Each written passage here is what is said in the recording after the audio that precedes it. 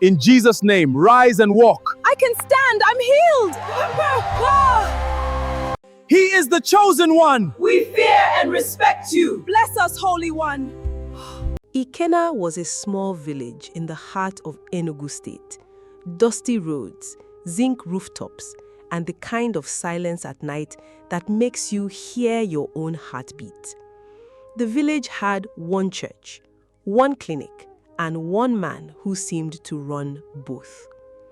Brother Emeka was tall, broad-shouldered, with a voice so deep it felt like thunder coming from a calm sky.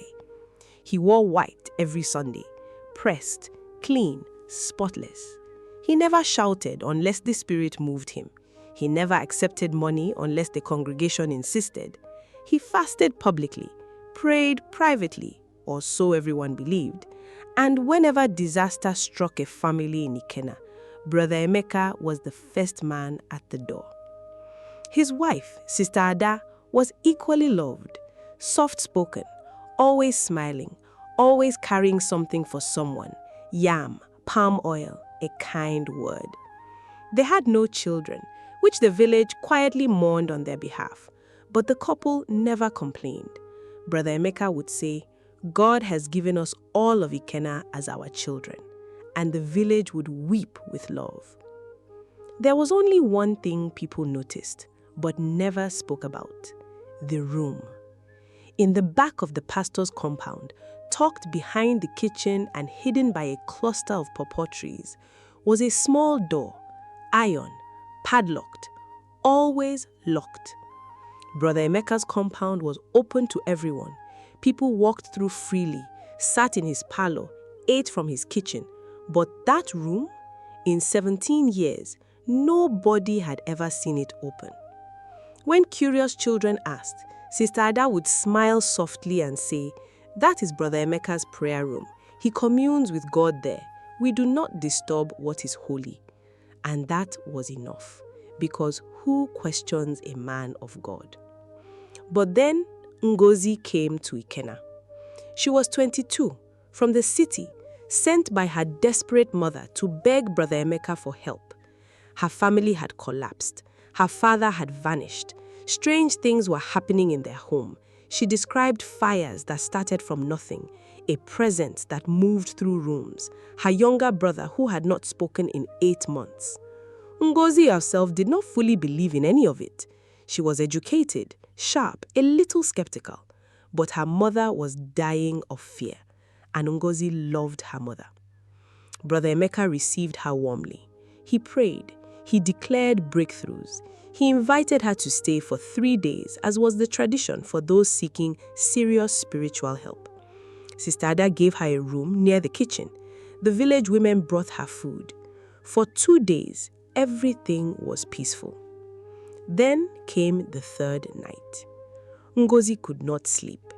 The compound was silent, the kind of silence that presses against your ears. She lay in the dark, staring at the ceiling, and then she heard it. A sound, low, rhythmic, coming from outside her window, from the direction of the back of the compound. She told herself it was nothing, maybe an animal, maybe the wind, but the sound had a pattern, like a voice, like a chant. She got up. She told herself she was just getting water. She moved through the kitchen slowly, her feet bare against the cold concrete floor. And as she reached the back door, the sound grew clearer, not louder, clearer, like it was meant for certain ears. The iron door was open.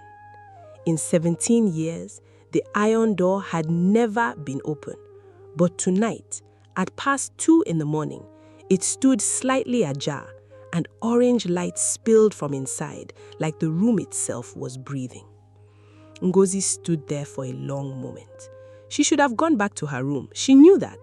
Every part of her body said to go back, but her feet moved forward. She pushed the door open and stepped inside. What she saw did not make sense at first. The room was small, the size of a large bathroom. The walls were covered in something dark, brown, dried. There was a low wooden table at the center. On it were objects she recognized from things she had read about and been told never to approach. Dried bones arranged in a deliberate pattern, small clay pots sealed with red cloth, photographs of people she recognized, church members, people from Ikenna, names written in ink under each photo with symbols drawn over their faces. Her breath stopped. She picked up one photo and turned it over. A name she knew, a woman from the village who had come to Brother Emeka 3 years ago for prayer. A woman who had given everything she had to the church and then slowly, quietly, lost her mind. Ngozi looked at another, a man she had seen in the congregation that very Sunday, healthy, smiling, devoted. His photo was there with a date written in red ink beside his name. A date 3 months from now. She heard footsteps. She dropped the photograph and pressed herself against the wall.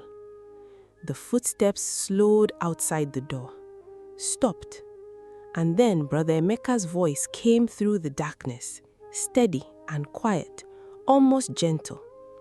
"You are not supposed to come back here, my daughter." She ran. She did not scream, she did not think, her body simply moved. She burst out of the room, past him, across the compound, through the side gate and into the night road. She ran until she reached the home of the village head, an old man named Chief Okonkwo, and she pounded on his door until he opened it. She told him everything. Chief Okonkwo was 80 years old. He had lived through colonization, civil war, and every kind of human deception. But when Ngozi finished speaking, his face became something she had never seen on an old man's face before. Fear. He said, "I have been wondering about that room for 15 years. Now, before I tell you what happened next, if this story is gripping you, subscribe, because what came out of that room the next morning changed Ikenna forever, and you need to hear it." By dawn, Chief Okonkwo had gathered 4 trusted elders. They went to the compound. Brother Emeka was there, dressed in his white, calm as still water, as if nothing had happened. Sister Ada stood beside him, her hands folded, her face different, not soft anymore, watching. Brother Emeka did not deny the room. He simply said, "Everything in that room is for the protection of this village. You people do not understand what I have been fighting on your behalf." But the elders went inside, and what they documented, what they found beyond what Ngozi had already seen, went deeper.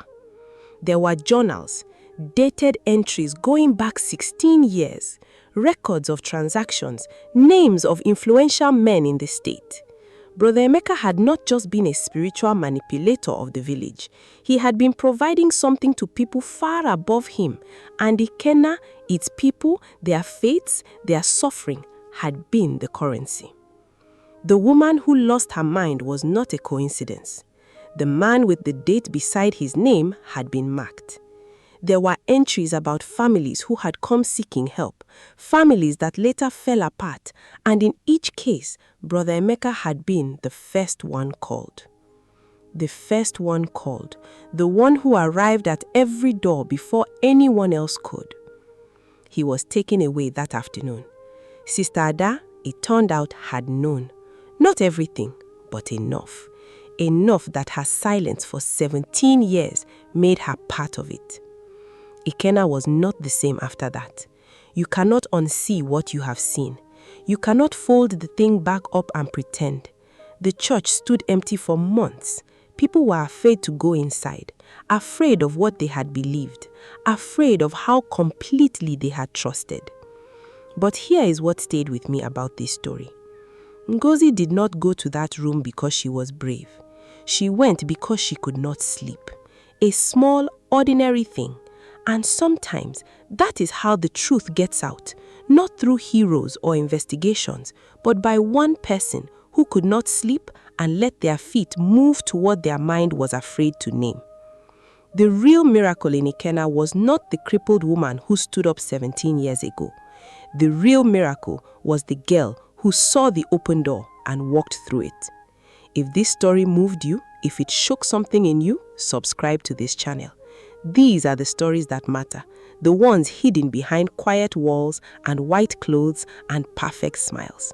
We will keep telling them, every single one.